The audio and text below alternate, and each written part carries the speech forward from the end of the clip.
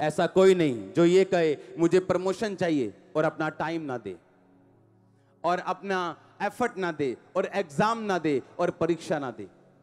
लेकिन बाइबल कहती है, यूहन्ना कहता है, याकूब कहता है आजकल परीक्षा आनंद की नहीं बल्कि दुखों की बात जान पड़ती।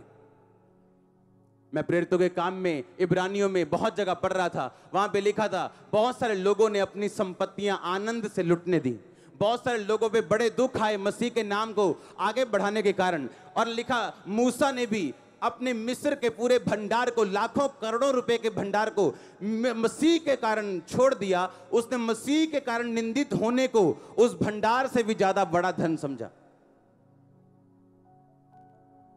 परमेश्वर ने कहा अगर मैं तुझको बेटा बनाऊंगा मैं कोड़े लगाऊंगा, मैं तुझको बेटी बनाऊंगा मैं कोड़े लगाऊंगा। अगर तेरी परख नहीं हुई तो तू नाजायज संतान है, तो जायज संतान नहीं। अगर तेरे परख नहीं हुई तो तू मेरी बेटी बनी नहीं है, अभी तो मेरा बेटा भी बना ही नहीं। हालेलुया। आपका विश्वास हिलना नहीं चाहिए।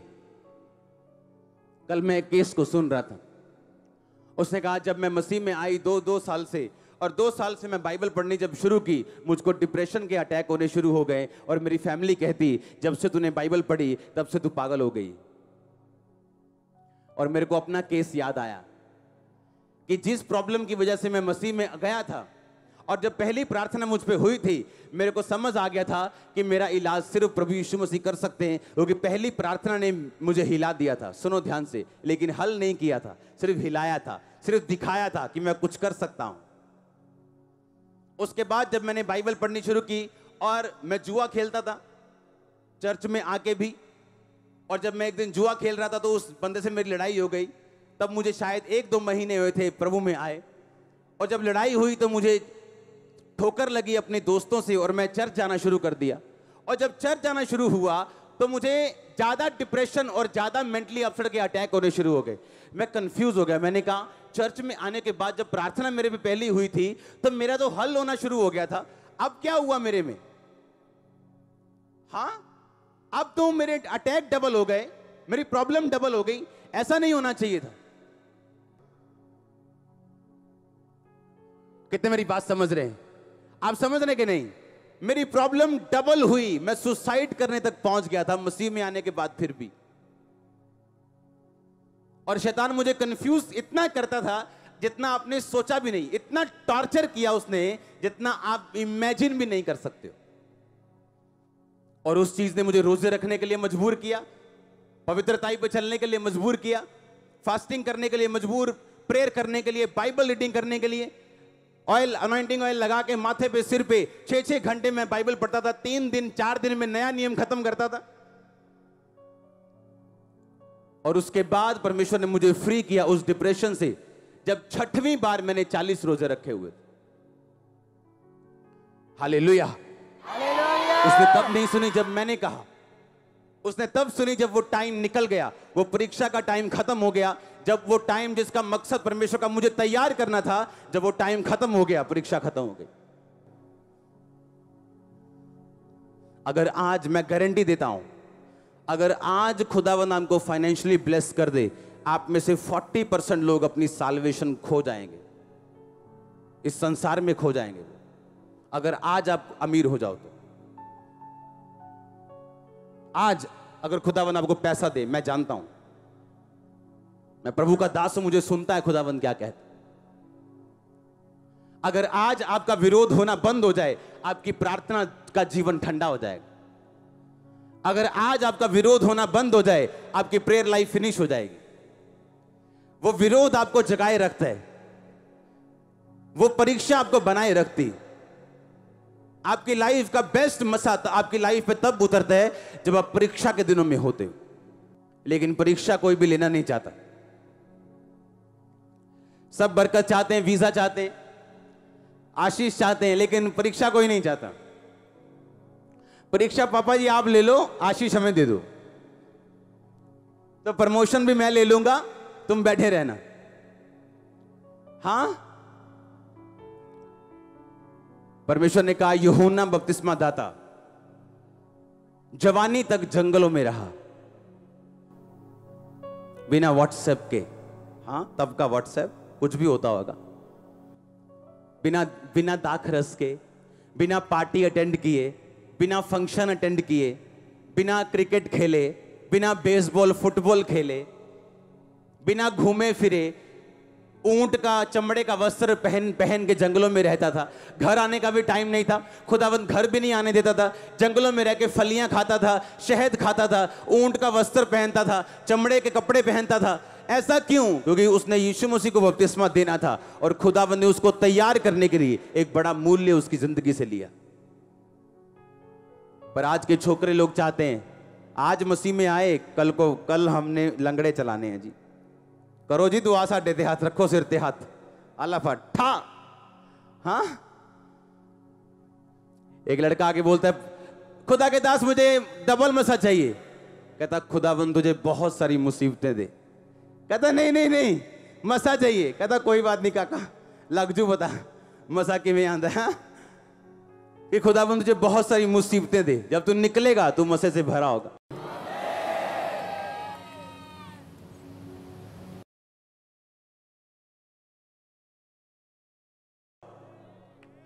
और अगर तू ना निकल पाया तो तू कहीं का नहीं होगा, ना घर का ना घाट का। मसीह में आ गए हो तो आपको याद रखना है कि शैतान आपको जानता है। बाइबल कहती जब मूसा निकालने के लिए गया इजराइलियों को, तो उसने कहा अरे इजराइली लोगों, प्रभु ने मुझे पूछा, ये देखो भेजा उसने, ये देखो छड़ी ठा सांप बन गई, ये देखो मेरा हाथ अंदर रखा तो कोड़ी हो गया, वापस रखा तो ठीक हो गया, खुदा ने मुझे भेजा है। ठीक है, हम मानने के लिए तैयार हैं। लेकिन जैसे ही मूसा को भेजा गया इनको छुड़ाने के लिए, राजा ने तंग करना डबल शुरू कर दिया लोगों को। उसने कहा अच्छा ईंटें बनाते हो, ठीक है, ईंटों को पक्का करने के लिए पराली डालते थे, पराली ईंटों को पक्का करने के लिए पराली बीच में डालते थे ताकि ईंटें और पक्की हो जाएं।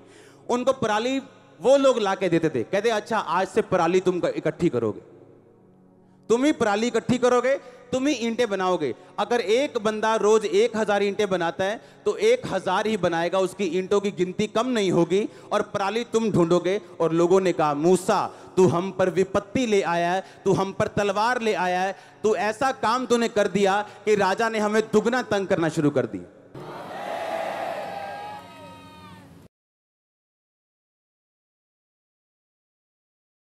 जब शैतान आपको छूटता हुआ देखता है, आपको अच्छी चर्च में जाता हुआ देखता है, अच्छे अगुए के पास देखते हैं, आपको बाइबल पढ़ते देखते हैं, आपको फास्टिंग करते देखते हैं, आपको पवित्रता में चलता हुआ देखते हैं, आपको दुगना तंग करने की कोशिश करते हैं।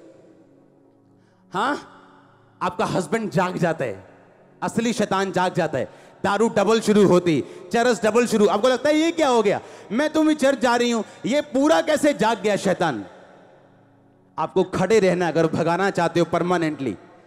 अगर आप खड़े नहीं रहे हो, डर गए कि नहीं शैतान तो पूरा जाग गया, आप घर बैठ गए, वो शैतान चुप कर जाएगा पर उसके अंदर ही होगा सर सारी उम्र, और आपको थोड़ा थोड़ा तंग करता रहेगा और कभी जाएगा नहीं। लेकिन अगर आप अड़े रहे और खड़े रहे, वो डबल तंग करेगा पर आपकी लाइफ को वो छोड़ के जाएगा।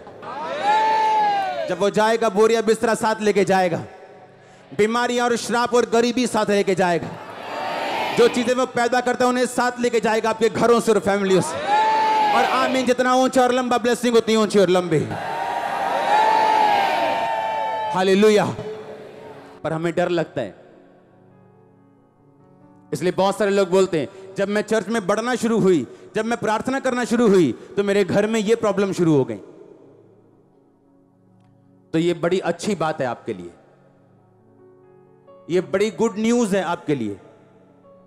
इसका मतलब आप राइट प्लेस के ऊपर हो। इसका मतलब शैतान को आग जा रही, उसको तंगी हो रही, उसको डिस्कंफर्ट हो रहे, वो आपको डरा के चुप कराना चाहता है। तो परमेश्वर ने कहा डरना नहीं, चुप नहीं रहना। वो एक शॉट मारे, खींच के दूसरा मारना, वो भागेगा। आमीन, ऊंचा आशीष ऊंची। हालेलुया। तो आप तैयार हैं परीक्षाओं में से होकर गुजरने के लिए? उस परीक्षा में यीशु मसीह चुप कर जाएगा। वो टीचर जो पूरा साल आपको बच्चा बच्चा कह के पढ़ाता है, जब पेपर होता है वो आपकी ओर देखता तक नहीं। आप देखते हो जैसे चूचा नहीं देखता कुक्कड़ की तरफ अपने पिता की तरफ कि सारा मैनू माड़ा दासी देना है, एक माड़ा हिंट ही दे देन और सारा दा अखा करदा उन कि मेरे वाल देखना भी नहीं, हाँ, और चुप रहता है, वो समझाता नहीं। यीशु मसीह चुप रहता है परीक्षा के दिनों में। आप बोलते हैं, आप फास्टिंग करते हैं, आप रोजे रखते हैं, आप रोते हैं, वो चुप रहते हैं। और वो महीनों चुप रहता है, कई बार सालों चुप रहता है, क्योंकि उसके बोलने का अपना टाइम है। वो सड़क पे चलने वाला वो बंदा नहीं जो तोता रख के बैठे है कि आप तोते के मुंह में 10 रुपए डालोगे और तोता आपको काट देगा और आपकी मर्जी के हिसाब से बोलेगा। वो जीवित परमेश्वर है, तोता नहीं है। वो अपनी मर्जी के हिसाब से बोलेगा और जब उसका दिल करेगा तब बोलेगा, और जब वो बोलेगा आप अपनी बेस्ट टेस्टिमनी में होंगे, आप अपनी बेस्ट गवाही में होंगे, आपकी फैमिली अपनी बेस्ट गवाही में होगी। आमीन। ऊंचा तो रिसीव करो यीशु मसीह के नाम में। हालेलुया। क्या उसके साथ चलने के लिए तैयार हो? खड़े रहने के लिए तैयार हो? यीशु मसीह में बने रहना, उसमें खड़े रहना। एक तरफ आपको एक्सपीरियंस होते हैं ग्लोरियस, एक तरफ आप खुदावंद की आत्मा को ग्रहण करते हैं, पवित्र आत्मा की सामर्थ को पाते हैं, चर्च में खुदावंद की हुजूरी को महसूस करते हैं, अपनी लाइफ में महसूस करते, जब प्रार्थना में बैठते तब भी करते हैं। लेकिन दूसरी तरफ परीक्षा होती जो आपको ये सोचने पे मजबूर करती कि क्या यीशु मसीह तेरी लाइफ में है, क्या यीशु मसीह जिंदा है, क्या सचमुच परमेश्वर होता है। और परमेश्वर देखता अब तुम क्या सोचोगे, तुम कहां जाओगे, क्या करोगे। हर चीज का जवाब आपके पास नहीं होगा, चाहे आप आत्मा से भरे हुए क्रिश्चियन क्यों नहीं। खुदावंद पहले दिन में आपको पूरा ब्लूप्रिंट नहीं देगा। आप बड़ी बिल्डिंग भी बनाएंगे ना, पहले दिन आर्किटेक्ट आपको कभी भी फुल ड्राइंग लॉन्च नहीं करेगा, वो आपको थोड़ी थोड़ी देगा, इस हिस्से की, इस हिस्से की, ये हिस्सा थोड़ी थोड़ी आपको देता जाएगा, आप करते जाएंगे। यीशु मसीह कभी फुल ड्राइंग आपको नहीं देता, वो थोड़ा थोड़ा आपको देता है और थोड़ा थोड़ा देख के आपको परखता है कि आप इस थोड़े के साथ क्या करते हैं। अब आप खड़े रहे कि नहीं, अब खड़े रहे, अच्छा आगे क्या करते हैं। ब्लेसिंग मिली, अब क्या करते हैं। ब्लेसिंग नहीं मिली, अब क्या करते हैं। रोजों का उत्तर आया, अब क्या करते हैं। नहीं आया तो अब क्या करते हैं। वो पूरा देखते हैं, चेक करते हैं। उसने कहा तेरी परीक्षा करके मैं जान लूं तेरे दिल में क्या है। मैं तुझे शॉर्टकट में लेके जा सकता हूं। 11 दिन का रास्ता था, 11 दिन का, 40 साल लगे उन्हें। परमेश्वर ने कहा ऐसा ना हो तुम लड़ाई देखो और तुम वापिस मुड़ाओ। मैं आपको गारंटी देता हूं आप में से 40% से भी ज्यादा लोग होंगे, 40%, 40%। अगर आज आपकी प्रेयर रिक्वेस्ट आ जाए, आपकी साल्वेशन खत्म हो जाएगी, आप प्रभु से हट जाओगे। आज मैं सेवा में ना होता, अगर मेरी प्रार्थना का उत्तर दूसरे साल आ चुका होता, मैं भी आपकी तरह बैठा होता और आराम से वचन सुनता और घर जाता और मैच की तैयारी करता, हाँ, देखने की। हालेलुया। ये ड्यूटी इसलिए लगी क्योंकि परमेश्वर ने फोर्सफुली लगाई है। उसने इस तरह से तैयार की है जो मुझे पसंद नहीं था लेकिन उसको पसंद था, और आज मुझे भी पसंद है। हालेलुया। आप तैयार हैं चलने के लिए? क्योंकि परीक्षा कोई लेने के लिए तैयार नहीं। क्रिश्चियनिटी का ये वाला हिस्सा कोई लेने के लिए तैयार नहीं। गवाहियां सब चाहते हैं, प्रोफेसी चाहिए, हाँ हाँ चाहिए, हीलिंग चाहिए, लेकिन ये नहीं चाहिए। खुदावंद परखे ना मुझे कुछ ना कहे। वो उसने कहा अगर तुम्हें कुछ ना कहूं तो तुम मेरी संतान ही नहीं। फिर जिसे वो अधिक प्यार करता है उसे कोड़े लगाता है। हालेलुया। जोर से बोलो हालेलुया। अपने माथे को कड़क बनाओ, ढीठ कर लो शैतान के सामने इसे, उसे बता दो कुछ भी कर ले, मैं खड़ी हूं, मैं खड़ा हूं। यहोशू को कहा अगर तू बड़े बड़े काम देखना चाहता है, परीक्षाओं से निकलना चाहता है, तो माथा कड़क कर ले अपना। बी वेरी करेजियस, बहुत हियावबान, बहुत दृढ़ हो जा। बार बार खुदाबंद कह रहे उसे, बहुत हियावबान, बहुत दृढ़ हो जा। हालेलुया। बाइबल कहती जब वो मारा नाम स्थान में पहुंचे तो वहां पानी नहीं था। 3 दिन तक पानी नहीं मिला तो इजराइली लोग कुड़कुड़ाने लगे, ए हमें यहां पे क्यों ले आया तू, हमें यहां क्यों ले आया, यहां पानी नहीं है। और लिखा एक पौधा बतलाया गया परमेश्वर के दास को, जब वो पौधा डाला जमीन में पानी मीठा हुआ। और लिखा थोड़ी देर बाद वो चले अलीम में पहुंचे और अलीम में उन्हें 12 खजूर के पेड़, और लिखा 10 पता कितने पेड़ और 12 कुएं थे वहां पानी के। 7 पेड़ 12 कुएं कब मिले? परीक्षा के बाद। कुछ फेल हो गए, कुछ पास हो गए। अपनी लाइफ का बेस्ट देखना चाहते हो, परीक्षाओं से निकलो। जब परमेश्वर परीक्षा करे, खड़े रहो। दिल ना करे, खड़े रहो। मन ना करे तो भी वर्शिप करते रहो। पौलुस और सिलास पागल नहीं थे, इमोशनली मेंटल नहीं थे वो, कि जब उनके बैंतें मारी गई, मारा पीटा गया, बेइज्जती की गई, तो रात को वर्शिप कर रहे थे, आराधना कर रहे थे। मेंटल नहीं थे वो। उन्हें मालूम था और कोई चारा नहीं है हमारे पास। परमेश्वर स्तुतियों में रहता है, स्तुति करेंगे, वो आएगा, वो छुड़ाएगा। परमेश्वर ने कुछ नहीं करना। किसने करना है? आपने। जैसा रिस्पांस प्रभु को दोगे, जैसे परीक्षा में रिस्पांस दोगे, वैसा फल लाओगे। कोई 30 गुना, कोई 60 गुना, कोई 100 गुना, कोई फेल होगा। हालेलुया। स्तिफनुस पे पत्थर मारे गए। पत्थर मार मार के स्तिफनुस कहता, हे परमेश्वर, मेरी आत्मा को ग्रहण कर। और लिखा मर गया, सो गया। हाँ या ना? सेम जगह के ऊपर, सेम स्थान के ऊपर पौलुस को लाए गए। पौलुस को लाया, सेम पत्थर मारे और उसे मार दिया और मरा समझ के नगर के बाहर घसीट के ले गए। आप बेवकूफ नहीं हो कि आप बंदे को घसीट रहे हो और 10 बंदे उसके आसपास खड़े और उनको यह भी ना पता वो मर गया कि नहीं। इसका मतलब उसका सिर खुल चुका था। कुछ ऐसे घाव थे जो पता था कि बंदा डेड है, पर उसने अपने मुंह से नहीं कहा, हे परमेश्वर, मेरी आत्मा को ग्रहण कर। और जैसे ही वो गए और चेले पौलुस के पास आए, पौलुस उठा और खड़ा हो गया। कहता, मैं मरूंगा नहीं, मैं अनटचेबल हूं। स्तिफनुस कहता, खुदा मेरी आत्मा को ग्रहण कर। खुदा कहता, मैं भी कुछ नहीं कर सकता हूं, दूत ले इसकी आत्मा को राजा ऊपर। पौलुस कहता, नहीं, अभी मैं जाने का नहीं हूं, इधर ही रहने का। हाँ, कहीं नहीं जाने का। और उसने चुप रहा, कुछ नहीं बोला और उसको मरा समझ के छोड़ गए और वो उठा और खड़ा हो गया, क्योंकि परमेश्वर ने कुछ नहीं करना।